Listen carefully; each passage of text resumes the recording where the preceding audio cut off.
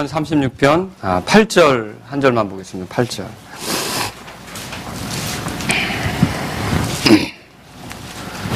네, 그들이 주의 집에 있는 기름진 것으로 넘치도록 만족할 것이요 주께서 주의 기쁨의 강을 그들에게 마시게 하시리이다. 아멘.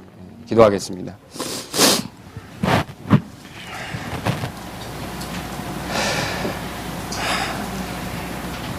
주님, 정말 감사를 드립니다.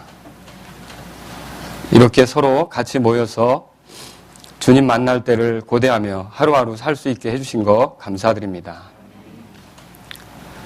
우리 삶에 많은 어려움이 있고 우리 내면에도 감당하기 어려운 부분이 있지만 성령님을 허락해 주시고 또 이렇게 서로 격려하면서 사랑하면서 함께 교회로서 이렇게 주님 앞에 갈 수 있도록 인도해 주신 거 감사드립니다. 오늘 이 말씀을 전할 때 주님이 함께 하셔서 주님께서 영광을 받으시기를 원합니다.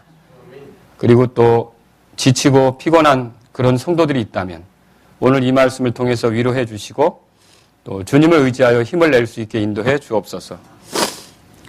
주님께서 우리를 얼마나 사랑하시는지, 얼마나 귀하게 보시는지, 또 우리가 얼마나 의지할 만한 분이 되시는지 이 말씀을 통해서 알 수 있게 인도해 주옵소서. 주님께서 같이 하시길 원하며 예수님의 이름으로 기도합니다. 아멘.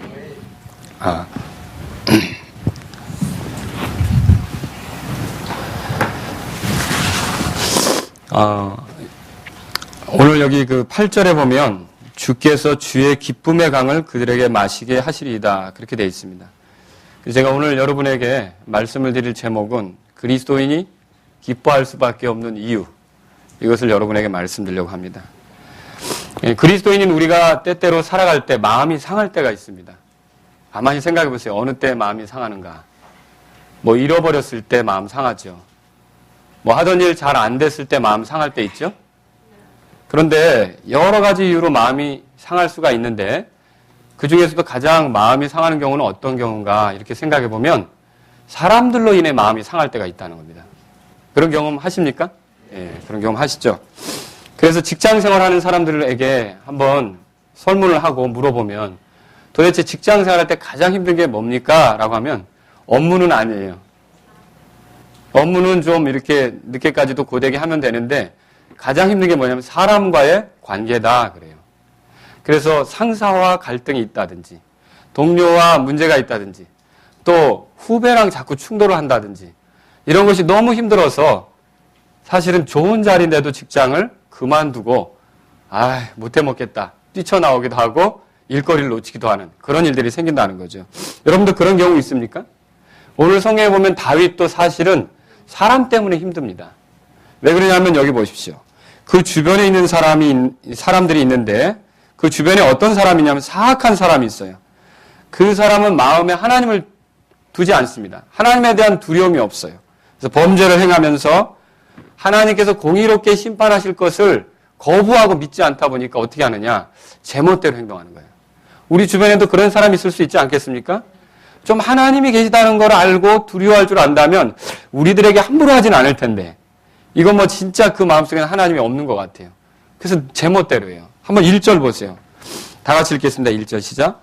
사악한 자의 범죄가 내 마음속에서 이르기를 그의 눈앞에는 하나님을 두려워함이 하나이다. 이렇게 하나님을 두려워하지 않는 사람들로 인해 다윗의 마음이 짓눌릴 때가 있다는 것이죠.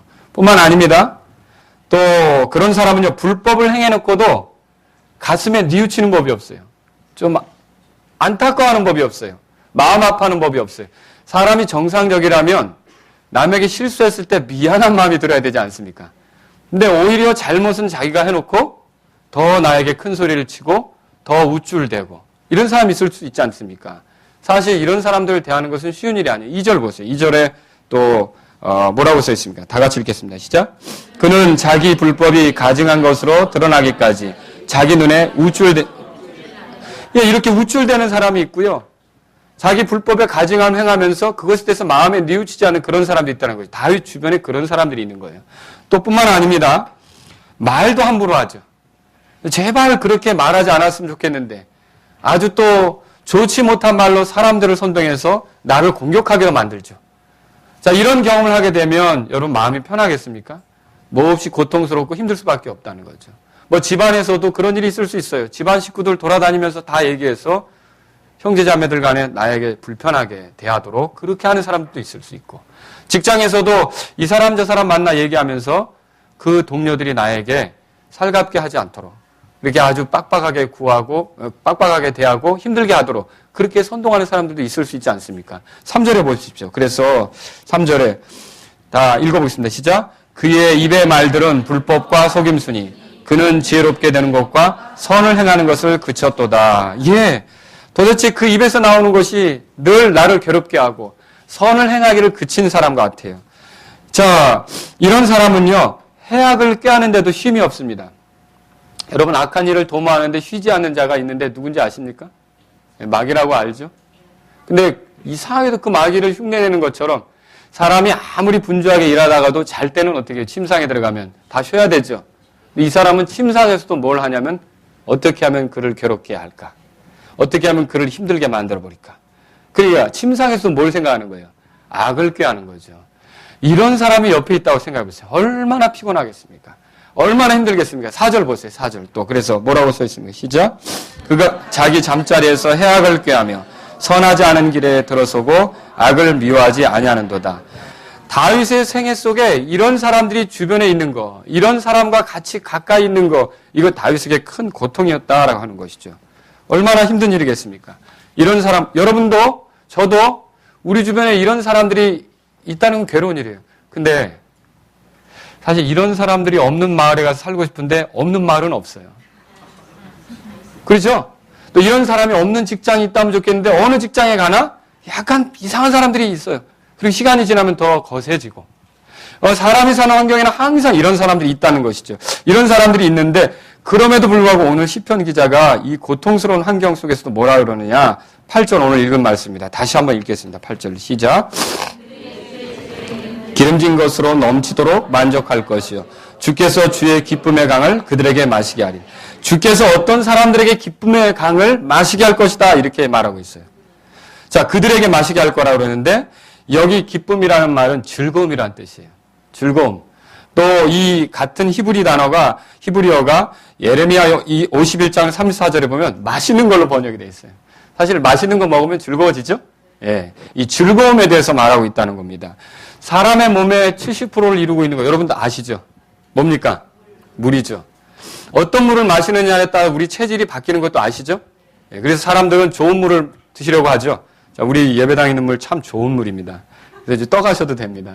저게 뭐 여러 가지로 여과가 되고 뭐 그래서 아주 기능이 좋다고 하는 물입니다. 자, 어떤 경우는 오염된 물을 마신다. 강물이 오염된데 그 강물로 인해서 살고 있는 사람들이 그 오염된 물을 취하게 되면 어떻게 될까요? 질병에 걸릴 수도 있어요. 또 심하면 그 사람이 그 물로 인해 죽을 수도 있어요. 그 물이 몸에 들어가면서 이 몸을 바꾸기 시작할 때 몸을 해롭게 할 수도 있다는 거죠. 그런데 좋은 것을 마시게 되면 어떻게 할까요? 어떻게 될까요? 몸이 좋아지고 건강해지겠죠.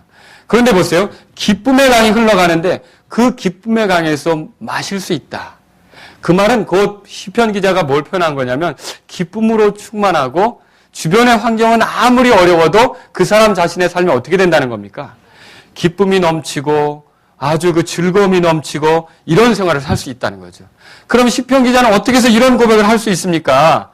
주변에 보면 다윗의 주변에는 정말 문제투성인 그런 범죄자들, 가증한 자들, 악을 그칠 줄 모르는 사람들, 밤에 잠자리에서도 악을 꾸미는 사람들이 있는데 시편 기자는 그러면서도 불구하고 뭐라 하냐면 주께서 주의 그 기쁨의 강에서 마시게 할 것이다. 그들은, 근데 자기도 거기 포함되어 있는 거죠. 그들은 마시게 할 것이다. 이렇게 얘기한다는 거죠. 그래서 저는 그러면 도대체 이 사람이 이렇게 말할 수 있는 이유가 어디 있는가? 이것을 오늘 저하고 여러분이 생각해 봤으면 하는 거죠.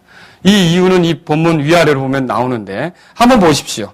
7절에 보시면 그렇게 말할 수 있는 이유는 그 사람들이 주의 날개 그늘 아래 있기 때문입니다. 7절에 뭐라고 써 있습니까? 읽어보겠습니다. 시작. 오 하나님이여 주의 인자하심이 어찌 그리 뛰어나신지. 그런즉 사람들의 자녀들이 주의 날개 그늘 밑에서 주를 신뢰하나이다. 사람들의 자녀들이 주의 날개 그늘 밑에서 주를 신뢰합니다. 그렇게 말하고 있습니다. 사실 주의 날개 그늘 아래로 들어온다는 건 거짓된 것과 우상 숭배로부터 돌아와서 하나님을 섬기기로 하는 것과 같아요. 하나님 품에 쉬는 것과 같아요. 하나님께로 나온 것과 같죠. 이 한 예를 여러분에게 소개한다면 이 인물을 들 수 있습니다. 자, 구약에는 그 이방 여자였던 룻이 등장합니다. 모압 족속의 사람이었죠. 그런데 이 모압 족속의 이 룻이라는 여자가 유대인 베들레헴 사람하고 결혼을 했습니다. 그런데 결혼했지만 과부가 되고 말았어요.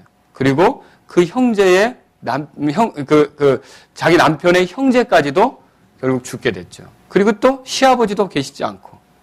그래서 사실은 과부로서 소망이 없어서 이 시어머니는 뭐라 그랬냐면, 시어머니가 누군지 아시죠? 나오미라고 있는데 이 나오미가 다시 너의 곳으로 가서 살아라. 그렇게 하는데도 이 룻이 뭐라고 말합니까? 여러분 읽어보셨을 거예요. 어머니께서 가시는 곳에 나도 가고 어머니께서 머무시는 곳에 나도 머물리이다. 어머니의 백성이 내 백성이 되고. 이건 따라서 해보세요. 어머니 하나님이 나의 하나님이 되시리니. 그러면 이 룻은 뭘 결정한 겁니까? 하나님을 섬기는 삶을 살기로 결정한 거죠. 대단한 결정한 거예요. 큰 굳은 결심을 한 거죠. 어머니가 돌아가라고 그렇게 말하는데도 어머니가 죽는 곳에 내가 죽겠습니다. 이렇게까지 얘기할 정도로 굳은 결심으로 어머니를 따라왔다는 거죠. 그럼 어머니를 따라온 이유는 단지 어머니가 좋아서가 아니라 어머니가 섬기는 그 하나님, 어머니의 백성들이 모시고 있는 그 하나님이 나의 하나님이 되셨으면, 내가 우상을 섬기러 다시 모압 족속으로 돌아가는 것이 아니라 바로 그 하나님을 섬기며 그 하나님과 함께 지낼 수 있었으면 하는 그런 바람으로 룻이라는 여자가 나오미를 따라 베들레헴으로 오게 됐다는 거죠. 그런데 베들레헴으로 왔는데 이 여자가 사는 모습을 보십시오. 자, 어떻게 살았습니까? 밭에 어머니하고의 삶을 위해서 이삭 죽기 하러 갔죠. 한번 룻기 2장을 찾아보세요. 룻기 2장. 그래서 열심히 고생을 합니다. 일을 합니다. 그런데 그 밭이 누구의 밭이냐면 보아스라는 사람의 밭이었죠. 이 보아스가 그러한 룻을 일찌감치 알아보고, 룻이 어떻게 자기 어머니를, 시어머니를 공경했는지 알아보고, 또 얼마나 성실하게 일하는지 알아보고, 이 보아스가 하는 말이 있습니다. 보아스가 뭐라고 합니까? 12절 보세요. 12절. 2장 12절입니다. 룻기 2장 12절. 11절은 제가 읽습니다. 보아스가 그녀에게 대답하여 이르되 내 남편이 죽은 뒤에 내가 내 시어머니에게 행한 모든 것과 내 아버지와 어머니와 모국을 떠나서 지금까지 알지 못하던 백성에게로 온 일을. 이거는요, 아브라함이 갈대아우로 떠난 것과 비슷해요. 우상을 섬기는 갈대아우로 떠난 것과 비슷하다고요. 그러니까 하나님을 섬기는 것이 복이 있다라는 확신을 가지고 온 거죠. 그래서 온 일을 내가 분명히 보았느니라. 12절 다 같이요. 시작. 주께서 내가 행한 일에 보답해 주시기를 원하며 주 이스라엘의 하나님께서 자신의 날개 아래로 의지하러 온 내게 충분히 보상해 주시기를 원하노라 하니. 자, 이렇게 하나님을 섬기겠다고 돌아온, 하나님을 섬기겠다고 이렇게 이스라엘 백성 가운데 거하게 된 룻을 향해서 뭐라고 표현했느냐? 주의 날개 그늘 아래 들어왔다, 그렇게 표현하죠. 그리고 보상해 주실 것이다, 하나님께서 그렇게 표현하죠. 여러분, 우리가 여기서 생각해 볼 게 있어요. 이 룻은 이후로 어떤 일이 벌어졌습니까? 정말로 기쁨의 강을 마시는 그런 일들이 나타났어요. 어떻게 했냐? 과부가 결혼을 했어요. 그것도 힘 있는 유력한 자와 결혼했어요. 그 사람 이름이 누굽니까? 보아스였죠. 보아스하고 결혼한 것만 끝난 게 아니에요. 보아스와의 사이에서 또 아들을 얻었어요. 과부가 이 남편도 생겼고 유력한 남편의 아이를 얻고 품에 안았으니 얼마나 기쁨이 있겠어요. 그것뿐만 아닙니다. 이 아이의 정체를 알아보니까 이 아이가 다윗의 할아버지예요. 다윗의 할아버지라고요. 오벳. 이새의 아버지죠. 그렇죠? 그러면 이 룻은 비록 이방 여자였지만 이렇게 하나님을 섬기기로 하고 그 하나님 품으로 들어와서 그분의 날개 그늘 아래 숨어서 결국 경험한 게 뭐냐면 그리스도께서 오시는 메시아의 가계를 이루는 한 여자가 되었다는 거죠. 왕이 나오는 집안을 이루게 되었다는 거죠. 얼마나 큰 기쁨이 그녀에게 있었겠습니까? 대대로 다윗의 후손은, 대대로 다윗의 자손은 이 룻이란 여자를 잊을 수 있겠습니까? 자기 집안의 조상 중에 룻이 없었으면 어떻게 다윗이 나올 수 있어요? 그렇죠? 그래서 항상 후손들이 기억할 만한 그런 여자가 되었다는 거죠. 자, 보세요. 주의 날개 그늘 아래로 들어온 이 여자를 하나님께서는 기쁨의 강을 마실 수 있게 하셨다는 거죠. 여기서 주의 날개 아래 거한다는 것은요, 두 가지 의미로 생각해 볼 수 있습니다. 하나는 보호라는 의미로 생각해 볼 수 있어요. 보호라는 의미.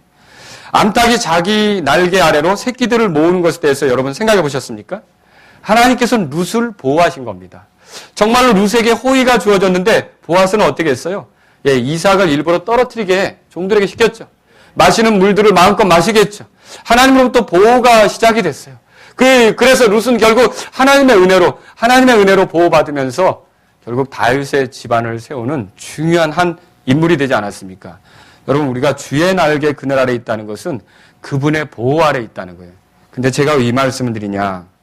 저와 여러분들이 예수 그리스도를 통해 하나님께로 돌아온 사람들이라면 저와 여러분들은 주의 날개 그늘 아래 있다는 것을 믿으시기 바랍니다. 이분은 충분히 우리를 지키고 보호하실 수 있는 분이에요. 어째서 그렇습니까? 시편 36편 오늘 본문에 보세요.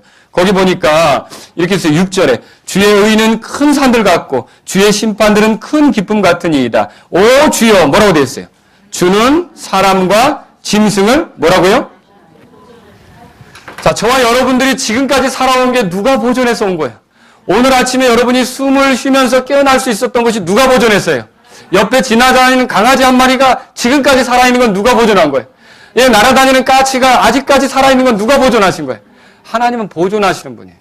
근데 우리가 주의 날개 그늘 아래로 들어갈 때 그분이 우리를 보호하실 수 없느냐? 천만의 말씀이죠. 주님은 우리를 충분히 보호하실 수 있는 분이에요. 주님 우리를 지키실 수 있는 분이라는 거죠.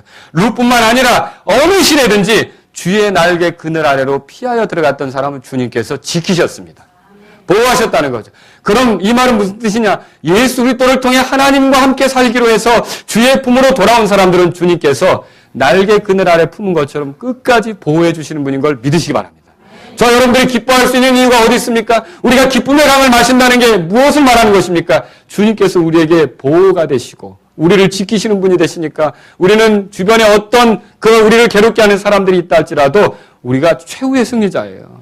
정복자들보다 더 나은 자예요. 그럼 우리는 주 안에서 기뻐할 수 있는 거 아닙니까? 주님으로 인해 기뻐할 수 있는 거예요. 그래서 시편 57편 1절에 다윗은 또 이렇게 말했습니다. 사울을 피하여 동굴에서 지낼 때 얼마나 그 불편한 환경입니까? 그런데 그 속에서 이렇게 말했어요. 오 하나님이여, 내 혼이 주를 신뢰하오니 내게 긍휼을 베푸시고 내게 긍휼을 베푸소서. 참으로 이 재난들이 지나갈 때까지 내가 주의 날개 그늘에 내 피난처를 두리이다.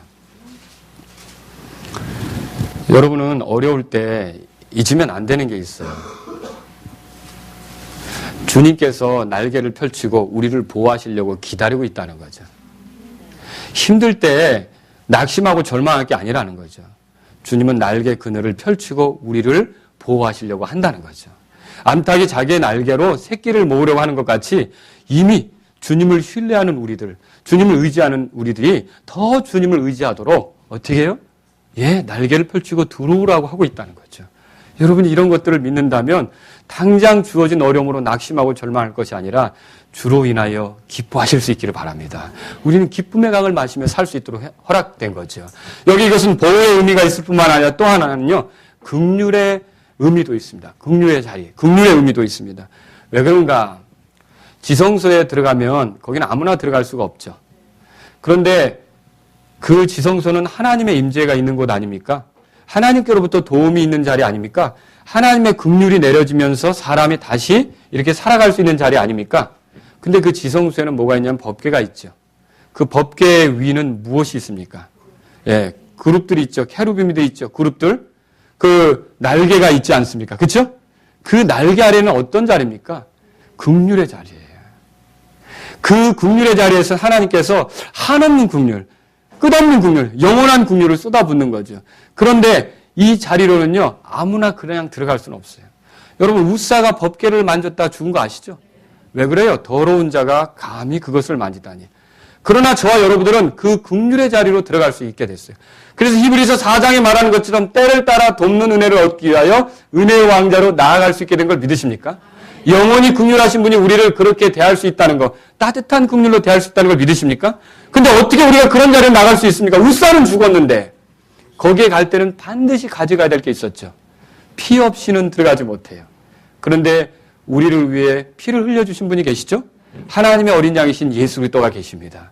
이 예수 그리스도가 흘린 피를 의지한다면 우리는 그 긍휼의 자리에서 예수님의 피 안에서 예수님과 함께 거기에 선 사람들이라는 거죠. 그럼 무슨 뜻입니까? 영원한 긍휼, 큰 긍휼이 지속적으로 우리에게 쏟아부어 줄 수 있도록 우리는 그런 은혜를 누리고 있는 사람들이라는 거죠. 그러면 저와 여러분들이 주 앞에서 기뻐하지 못할 이유가 어디 있습니까? 주님께서 이렇게 우리에게 긍휼을 쏟아붓고 있다는 사실들을 생각한다면 주변의 사람들이 어찌하든지 여러분들은 주님을 신뢰하면서 즐거워하실 수 있기를 바랍니다. 우리가 생각해 볼 때 이렇게 긍휼의 자리와 같은 곳이 또 있습니다. 주의 날개 그늘과 같은 곳이 또 있습니다. 그것은 어디냐면 십자가 아래입니다. 여러분 생각해 보세요. 십자가 밑은 죄인을 보호하는 장소라는 거죠. 우리가 십자가를 의지하여 그 밑으로 피하여 들어가면 그 어떤 죄인이라도 십자가 밑에서는 심판이 지나간 겁니다. 그 위에서 예수님이 심판을 당하셨기 때문에 십자가에 못 박히신 예수님을 의지한다면 심판을 당할 필요가 있습니까? 없죠. 또 그 어떤 어리석은 자라도 십자가 밑에서는 가장 지혜로우신 분을 만난 것과 같습니다. 그 십자가 못 박히신 분이 누구십니까? 예수님. 가장 지혜로우신 분의 인도를 받게 되는 거죠. 그 어떤 약한 자라도 십자가 밑에서는 하나님의 소유가 되며 하나님께서 그를 영원히 지키는 일이 있게 되는 거예요. 예수님은 저와 여러분들을 위해 죽으셨는데 우리가 예수님을 믿을 때 예수님은 우리를 끝까지 구원의 길로 인도하시는 증표가 되십니다. 영원한 구원으로 인도하시는 증표가 됩니다. 그 십자가에 못 박히신 예수님을 믿으며 십자가 아래서 쉴 때 그 무엇이 우리를 괴롭게 한다 할지라도 하나님은 우리를 잃어버리시는 법이 없습니다. 우리를 놓치는 법이 없습니다. 그래서 우리가 사람과 짐승을 보존하시는 주님께서 주의 날개 그늘 아래로 피하여 들어간 우리를 지키지 못할 이유가 없다는 것이죠. 저와 여러분들은 주님 안에서 기뻐할 수 있기를 바랍니다. 시편 37편 28절에 보면 주께서 공의를 사랑하시고 자신의 성도들을 버리지 아니하시리니 그들은 영원히 보존되나 사악한 자의 씨는 끊어지리로다. 자신의 성도들을 향한 그분의 긍휼이 얼마나 크십니까? 여러분 그분의 긍휼이 얼마나 크다고 한번 계산해 보신 적 있으십니까? 시편 36편 보세요. 여러분과 제가 예수님을 믿은 이후로 여기까지 걸어오는 동안 수없이 우리의 삶에 나타나는 게 하나님만을 전적으로 기쁘게 하는 겁니까? 아니면 자꾸만 등지고 달아나려고 하고 또 육신적으로 가려고 하고 또 구원받기 전의 모습을 또 이렇게 그리워하고 또 헛된 호기심에 빠져서 주님께 드려야 될 것들을 놓치고 솔직히 이런 것들이 우리에게 반복되지 않습니까? 그런데도 우리가 여기에 이렇게 서서 하나님의 자녀로서 계속 하나님께 받아들여질 수 있는 것은 주님의 긍휼이 있기 때문입니다. 이 주님의 긍휼은 그리스도 안에서 풍성히 나타나는데 그 긍휼의 크기를 잴 수가 없어요. 어째서 그러냐? 36편 보세요. 7절에 5절에 보세요. 36편 5절. 오 주여 주의 긍휼은 뭐라고 되어 있어요? 하늘들에 있고. 여러분 이 주의 긍휼이 하늘들에 있다는 이 표현은 잘 생각해 볼 필요가 있어요. 땅은 경계를 설정할 수 있어요. 그래서 땅은요. 이 지구상에 있는 땅은요. 다 영토가 있죠. 그래서 경계를 조금 더 넓히려고 어떤 싸움이라도 하려고 그러죠. 독도는 우리 땅이다. 니네 땅이다. 이여도는 누구네 땅이다.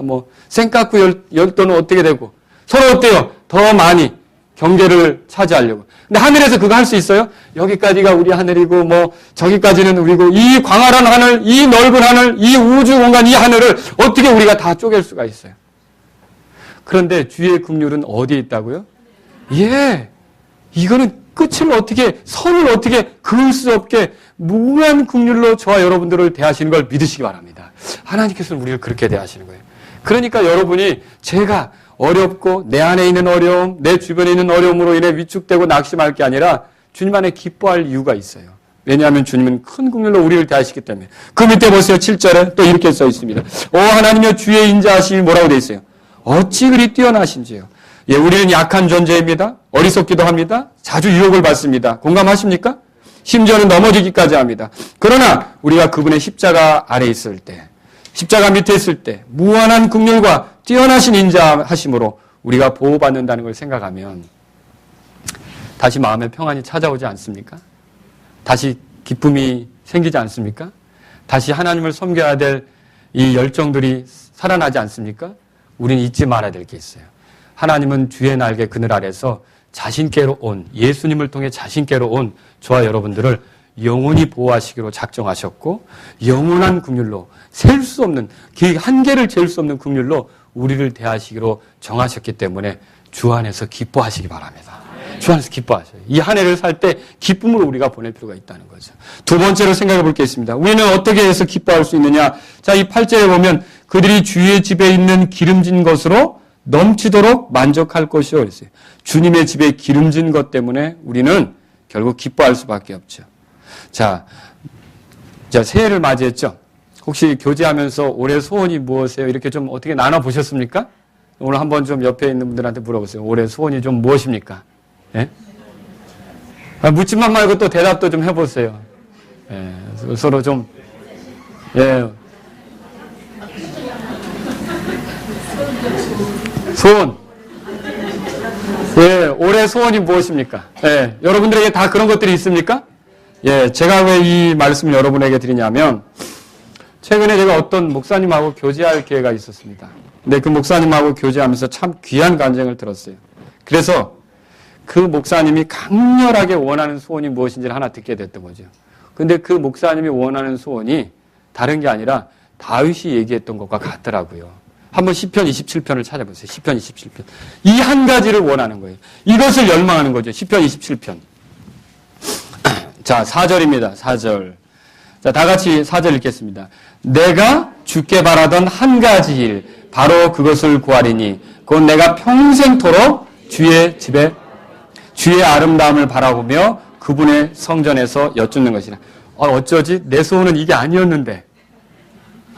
다윗은 어떤 소원을 품은 거예요? 평생 걸쳐 주의 집에 거하는 걸 원하고 있다는 거죠. 여러분, 이게 다윗은 여기만이 아니에요. 그가 노래하는 걸 보면 우리도 아까 찬양을 했지만 시편 23편 6절 같은 데 보면 뭐라고 됐어요? 내 평생의 선하심과 긍휼이 정녕 나를 따르니 내가 주의 집에 영원히 거하리로다. 이게 다윗이 열망하는 게 뭐예요? 항상 주의 집에 대한 열망이 가득했다는 거죠. 그러면 이 주의 집에 거하는 것은 뭘 말하는 것입니까? 다윗은 지금 왕자에 대한 불편함을 느끼고 주의 집에서 그냥 이렇게 쓸고 닦고 하는 그런 사람이 더 낫겠다. 나 왕권을 좀 그만 좀 누가 가져갔으면 좋겠다. 이 얘기하는 겁니까? 다윗이 지금 제사장 가문에 못 태어난 것에 대해서 좀 항의하면서 나도 좀 제사장 가문에 태어났었으면 하는 겁니까? 유다 지파에서 태어날 게 아니라 레위 지파에서 태어났어야 되는데 이 얘기하는 겁니까? 여기서 말하는 거 그거 아니라는 거죠. 하나님의 면전에서 영원히 있고 싶은 주의 눈길이 떨어지지 않는 것이에요. 주님과 내가 아주 가깝게 지내고 싶은. 여러분, 사랑하는 사람들이 때때로 그런 경우가 있어요. 늘 가까이 있고 싶고, 늘 보고 또 보고 싶고, 그렇죠? 늘 같이 있고 싶고, 사라져가는 것이 아쉬워서 어때요? 또 금방 보고 싶고. 여러분, 우리가 하나님 앞에 그런 마음들이 있느냐는 거죠. 다윗에게 열망이 있다면 바로 사랑하는 연인들이 그렇게 늘 같이 있고 싶은 것처럼 자기는 항상 주님과 그런 관계를 갖고 싶다는 거죠. 이건 내가 원하던 거랑 틀리네. 또 이렇게 생각할지 모르겠어요. 그런 주님과 늘 가깝고 친밀한, 주님과 늘 함께 있는, 그래서 주님에게 더 이상 실증이 아니라 늘 주님에 대해서 생각하고 주님이 날 알아주시고 내가 또 주님께 나아갈 수 있고 주님과 늘 친밀한 이런 관계를 원하고 있었다라고 하는 거죠. 그런 상황 속에서 다윗이 보기를 원하는 게 뭡니까? 주의 아름다움이에요. 이 주의 아름다움은 다른 걸 얘기하는 것이 아닙니다. 주님의 영광을 더 많이 보게 되기를 원했다는 것이죠. 얼마나 주님의 영광을 보기 원하십니까? 얼마나 주님이 함께 하시는 것을 경험하기 원하십니까? 사실 이것이 다윗의 열망이었다라고 하는 거죠. 그러면 오늘 이것은 우리에게 어떻게 적용이 되겠습니까? 히브리서에 보면 이런 말씀이 있어요. 예수 그리스도를 표현하는데 그분은 하나님의 영광의 광채시다. 들어보셨습니까? 사실 예수님 안에는 하나님의 영광이 충만합니다. 그럼 뭡니까? 여러분과 저의 관심 속에 예수님을 더 알고자 하는 열망이 있냐는 거죠. 예수님을 더 얻고자 하는 열망이 있느냐는 거죠. 예수님과 더 가깝고자 하는 열망이 있느냐는 거죠. 예수님의 이끄심을 통해 우리가 이 풍성하게 되는 그런 열망이 있느냐는 거죠. 오늘 이런 열망이 우리에게 있다면 우리는요, 정말로 주님 안에서 기뻐할 수밖에 없어요. 왜냐하면 그분은 풍성하게 우리를 대우하시는 그런 분이시기 때문에 그렇다는 거죠. 사실 어느 잔치마다 먹을 것과 마실 것이 있어야 되죠. 예수님은 실제로 그분의 몸으로 우리의 생명의 양식이 되신 것과 같고 그분의 흘리신 피로 우리가 마실 수 있게 하는 것 같고, 그분 자신이 우리의 음료가 되지 않습니까? 그렇게 우리에게 지치지 않도록 끊임없이 공급해 주시는 분이 예수님이시다라고 하는 것입니다. 그래서 이 예수님을 통해 우리가 죄들을 용서받고 성령님에서 새롭게 살며 또 예수님을 통해서 더 다른 성도들을 만나 더 풍요로운 것들을 누릴 수 있게 된다는 것이 얼마나 큰 복입니까? 예수님을 아는 것이 여러분과 저의 관심이냐는 거죠. 자, 그리스도의 몸, 이걸 또 우리는 교회라고 하죠. 여러분이 제가 교회 생활로 인해서 기쁨이 있습니까? 가만히 생각해 보세요. 제가 만약 죽을 때까지 구원받고 그냥 혼자 신앙생활 하게 했다면 일요일에도 예배 드리는 게 없어요. 자, 그러면 저는 며칠 가서 타락하고 망가질까요? 주일날 모이는 것도 없어요. 그냥 예를 들어 20 몇 세 때 구원받았는데 70 몇 세 때 주님이 부르실 때까지 가는데 교회 생활을 안 하는 거예요. 그러면 저는 언제까지 버틸까요? 순결한 삶을? 장담할 수 없습니다. 그런데도 이렇게 여러분이 모이니까 교회로 모여서 하나님의 집에 모여서 예수님 안에 모여서 뭘 누리고 있습니까? 하나님의 말씀의 격려, 하나님 말씀의 인도함, 하나님 말씀의 소망, 하나님께서 주신 이런 풍성한 것들을 누리지 않습니까? 저와 여러분들이 이렇게 주님 안에 있고 주님의 교회 안에 있다면 여러분은 기름진 것으로 누릴 수 있는 모든 환경을 갖춘 거예요. 그러므로 이 교회 생활하고 있다면, 그리고 이 교회 안에서 다른 성도들과 더불어 이 성도들 안에서 주님을 높이고 있고 주님을 찬양하고 있다면 주변의 환경이 어려워도 낙심하지 마시기 바랍니다. 절망할 게 아니라는 거죠. 이 교회 안에서 나에게 늘 기름진 것들을 주시고 풍성케 하시는 주님을 생각하면서 기뻐하실 수 있기를 바랍니다. 주님 우리를 그렇게 다루시고자 이 집 안으로 모이게 하셨다라고 하는 거죠. 또 세 번째 생각을 볼 게 있습니다. 세 번째는 뭡니까? 9절에 보세요. 9절, 36편 9절. 생명의 원천이 주께 있으므로 우리가 주의 빛 안에서 빛을 보리이다. 여러분, 생명의 원천이 주님에게 있고 그분이 우리와 함께 하셔요. 주께는 생명의 원천이 있습니다. 이건 뭐냐면 주님으로부터 생명을 공급받는다는 거죠. 시편 1편에 보면은요, 경건한 사람은 물가에 심기운 나무 같다 그랬어요. 그러면 철을 따라, 시절을 따라 열매를 맺겠죠. 근데 악인은요, 그렇지 않아요. 예레미야 17장 6절에 보면 이렇게 돼 있죠. 사악한 자들은 어떻게 되느냐? 그들은 사막의 히스나무 같아서 좋은 일이 오는 때를 보지 못하고 다만 광야와 소금 땅과 사람이 거주하지 않는 메마른 곳에 거한다. 그렇게 돼 있어요. 저와 여러분들이 예수님을 생명의 공급자로 모시고 있다면 이 생명의 공급자는 바닥이 나는 법이 없습니다. 이 생명의 공급자는 항상 우리에게 필요한 것들을 적절히 주실 수 있는 분입니다. 이 생명의 공급자와 함께 있다면 나무가 열매를 맺으려고 노력하지 않습니다. 나무는 오직 생명의 원천에 뿌리를 내리기만 하면 됩니다. 맞습니까? 나무가 열매를 맺으려고 이렇게 했는데 가지를 움직여서 막 뭐 이렇게 하고 막 이렇게 합니까? 나무는 뿌리만 내고 이렇게 쓰면 시간이 지나면 어떻게 됩니까? 열매가 나오는 거죠. 저와 여러분이 예수 그리스도를 모시고 있고 그분이 생명의 원천으로서 내 안에 살고 있다면 여러분이 슬퍼하거나 낙심하거나 절망할 필요 없어요. 우리는 기쁨의 강물을 마시는 것과 같다는 것이죠. 그래서 주님에 의해서 우리가 이런 삶을 살게 되는 것으로 인해 주님을 찬양하시기 바랍니다. 아까도 여러분들이 성경을 암송했습니다. 그분을 떠나서 우리가 할 수 있습니까? 어떤 걸? 아무것도 할 수 없죠. 자, 찬송가 122장 보세요.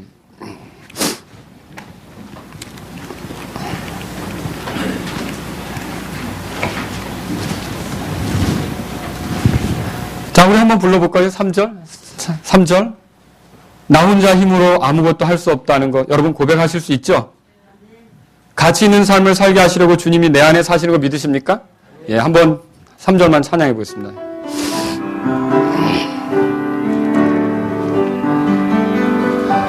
나 혼자 힘으로 아무것도 할 수 없다는 것 주님 보이셨네. 가치 있는 삶을 살게 하시려고 주님 내 안에 사시네. 사망을 이기고 부활하신 예수 내 혼을 사랑에 살리셨네. 이제는 나의 삶 주님을 위한 것 내 안에 사시는 예수. 여러분들 그리스도 안에 있습니까? 그리스도께서 우리 안에 사시는, 내 안에 사시는 걸 믿으십니까? 내 안에 생명의 원천이 있다는 걸 믿으십니까? 아들이 있는 자에게는 생명이 있어요. 하나님의 아들이 없는 자에게는 생명이 없고요. 이 생명이 있다는 건 무궁한 그런 풍성한 그게 보장이 된 겁니다. 씨는 작아 보이지만 씨 안에 생명이 있으니까 그것이 심겨지면 그게 어떻게 클지는 측량도 계산도 못 하잖아요. 저와 여러분들 안에 그 그리스도의 생명이 들어오셨어요. 이게 어떻게 나타날지는 우리는 감히 지금은 측량 못 해요. 그런데 주님께서 이 생명으로 내 안에 사시면서 내 삶이 이 예수님을 닮아가고 풍요롭게 되고 변화되는 것은요, 사실 우리를 크게 기쁘게 하는 것이 아닙니까? 이 예수님께서 내 안에 생명의 원천으로 계신다면 여러분은 절대로 낙심하거나 절망할 필요가 없다는 거죠. 주님으로 인해 기뻐하실 수 있기를 바랍니다. 이렇게 주님이 우리의 원천이 되실 때 우리는 주의 빛 안에서 빛을 보게 돼요. 여러 가지 것들을 보게 되죠. 하나님이 하시는 일들을 보게 되죠. 주님이 인도하시는 것을 보게 되죠. 또 어려운 일들은 왜 일어나는지 보게 되죠. 얼마나 더 기다려야 하는지도 보게 되죠. 언제쯤 이것이 끝날지도 믿음으로 보게 되죠. 언제까지나 가지 않는다는 것도 보게 되고, 그래서 우리는 견디면서 이기면서 주님을 의지하여 갈 수 있지 않습니까? 자, 우리가 이렇게 정말로 이 말씀에 나온 대로 우리가 주의 날개 그늘 아래에 있다는 것을, 예수님을 통해서 우리가 주의 날개 그늘 아래에 있다는 것을 믿으시기 바랍니다. 그리고 주의 집을 통해 오는 만족을 우리가 누릴 수 있는 환경에 있다는 것을 믿으시기 바랍니다. 또 생명의 원천이 우리와 함께 있다는 것을 믿으시기 바랍니다. 이렇게 할 때 우리가 꼭 생각해 봐야 될 게 있어요. 자, 그건 뭐냐면 첫 번째로요, 악인들이 득세할 때, 악인들이 잘 되는 것 같을 때, 악인들이 나를 힘들게 할 때, 악인들이 내 앞에서 우쭐댈 때, 여러분과 저는 그런 행동으로 인해 절대 초조해하지 않기로 합시다. 나를 힘들게 하는 말, 나를 힘들게 하는 사건, 나를 힘들게 하는 이런 모든 것들로 인해 초조해하지 않기를 바랍니다. 어찌하여 그랬습니까? 시편 36편에 보세요. 거기 보면 그들이 알지 못하는 게 있죠. 6절에 보니까 주의 심판들은 큰 기쁨 같은 이이다. 여러분, 주님께서 반드시 심판할 때가 있다는 걸 아십니까? 제가 그들이 심판받으라고 얘기하는 것이 아니라 하나님께서는 공의롭게 모든 걸 판결해 주시는 때가 있어요. 그렇기 때문에 우리가 주님의 이 신실하심, 이 주님의 이 인격, 주님의 이 성품, 이런 주님이 하시는 일들을 믿는다면 절대로 악한 자가 득세하거나 목소리를 높이고 가증한 말들을 한다고 해서 저와 여러분들이 초조할 게 없다는 거죠. 절대로 초조하지 않길 바랍니다. 두 번째로요, 우리가 믿어야 될 게 있어요. 뭐냐면 하나님은 모든 사람을 사랑하십니다. 맞습니까? 그런데 자신을 신뢰하는 자들을 더욱 특별히 대하신다는 걸 믿으십시오. 하나님은 모든 사람을 사랑하십니다. 하지만 자신을 신뢰하는 그들, 자신의 날개 그늘 아래로 피하여 들어오는 그들, 자신의 집으로 주님 앞에서 살기 원해서 찾아오는 그들, 주님을 원천으로 삼고 주님께 나아가는 그들을 더 풍요롭게 인도하신다는 걸 믿으시기 바랍니다. 그래서 우리가 주님을 소망 삼고 주님을 향하여 나아갈 때 주님께서 우리를 절대로 핍절하지 않게 한다. 오히려 주님께서 우리를 지키시고 보호하시며 보존하시고 풍요롭게 하신다는 사실을 믿으시기 바랍니다. 우리는 우리를 주님을 가까이 할 때 더 자신의 강하심을 보이시고 자신의 완전하심을 나타내신다는 걸 믿을 필요가 있다는 거죠. 그리고 세 번째로 생각해 볼 게 있어요. 만일 이런 믿음이 있고 여러분들이 그 사악한 자들의 심판으로 결말 날 것을 안다면 오히려 우리가 해야 될 일은 뭐냐면 주님께 더욱 구하셔야 된다는 거죠. 주님을 믿고 의지하면서 더 주님께 찾아가야 된다는 거죠. 그래서 시편 30편 끝에 보십시오. 거기 뭐라고 되어 있어요? 10절에 오 주를 아는 자들에게 주의 인자하심을, 마음이 올바른 자들에게 주의 의를 계속해서 베푸소서. 교만한 자의 발이 나를 치러 오지 못하게 하시며 사악한 자의 손이 나를 뭐라고 되어 있어요? 제거하지 못하게 하소서. 이 시편 기자가 결국 이런 악인들이 득세하는 것도 알았고, 그러나 주님께 신뢰하는 자들이 어떤 일들을 당한다는 걸 알았으니까 그 다음에 마지막으로 이 시편이 무엇으로 끝납니까? 주님께 도와달라고 호소하는 것으로 나가지 않습니까? 저와 여러분들이 이런 주님을 믿는다면 어려운 일이 있을 때마다 주의 날개 그늘 아래 주님은 지금 기다리고 있어요. 날개를 펼치고. 주님은요, 우리가 주님을 만나도록요, 성전문을 열고 기다리시는 것 같아요. 주님은요, 우리가 주님 안에서 풍요롭게 되도록 이런 그 생명의 원천으로서 풍요로운 수원지를 만들어 놓고 기다리시는 것 같아요. 저와 여러분들이 주님을 찾아 나가실 수 있기를 바랍니다. 주님께 나아가십시오. 주님, 이렇게 놀랍고 위대한 인자하심이 끝이 없고 긍휼이 잴 수 없는 이런 풍요로우신 주님께서 계신데 내가 절망할 이유가 없죠. 주님을 신뢰하며 주께 피하여 갑니다. 주님의 도움을 구하며 때를 따라 돕는 은혜를 얻기 위해 주님께 나아갑니다. 주님, 저는 주님으로 인하여 기뻐하기를 원합니다. 주님, 주님의 강에서 제가 마시게 하옵소서. 더 풍요롭게 되게 하옵소서. 여러분이 주님께 매달리실 수 있기를 주의 이름으로 바랍니다. 기도하겠습니다.